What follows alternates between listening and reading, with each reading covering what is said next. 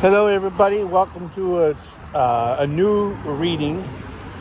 This will be part of the America playlist, Tribute to America playlist. And I'm reading a statement. If I can bring the noise down a little. I'm reading a statement by Richard Nixon. Excuse me. From April 17th, 1973. This is from the Presidential Transcripts brought to us by the Washington Post right after the resignation of Richard Nixon in 1974, I believe. So here we go. Here's a statement by Richard Nixon, April 17th, 1973. Ladies and gentlemen, I have two announcements to make. Because of the technical nature, I shall read both of the announcements to the members of the press corps. The first announcement relates to the appearance of White House people before the Senate Select Committee, better known as the Ervin Committee. For several weeks, Senator Ervin and Senator Baker and their counsel have been in contact with White House Representatives John Ehrlichman and Leonard Garment.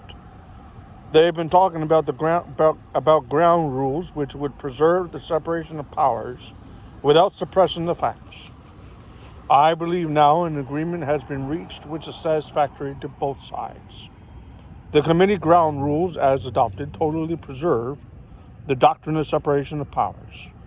They provide that the appearance by a witness may, in the first instance, be in executive session, if appropriate. Second, executive privilege is expressly reserved and may be asserted during the course of the questioning as to any question. Now, much has been made of the issue as to whether the proceedings could be televised. To me, this has never been a central issue, especially if the separation of powers problem is otherwise solved, as I now think it is. All members of the White House staff will appear voluntarily when requested by the committee. They will testify under oath and they will answer fully all proper questions. I should point out that this arrangement is one that covers this hearing only in which wrongdoing has been charged.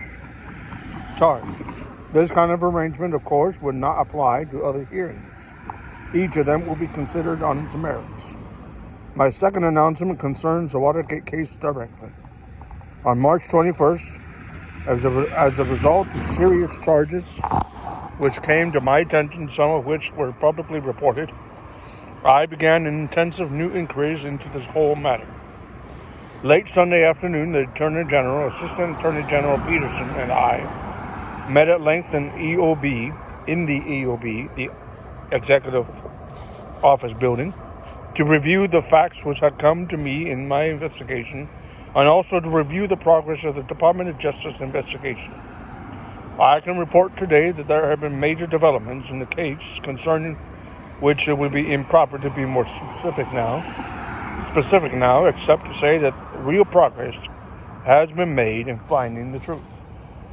If any person in the executive branch or in the government is indicted by the grand jury, my policy will be to immediately suspend him. If he's convicted, he will, of course, be automatically discharged. I have expressed to the appropriate authorities my view that no individual holding, in the past or at present, a position of major importance in the administration should be given immunity from prosecution. Let's wait for the ambulance to pass by.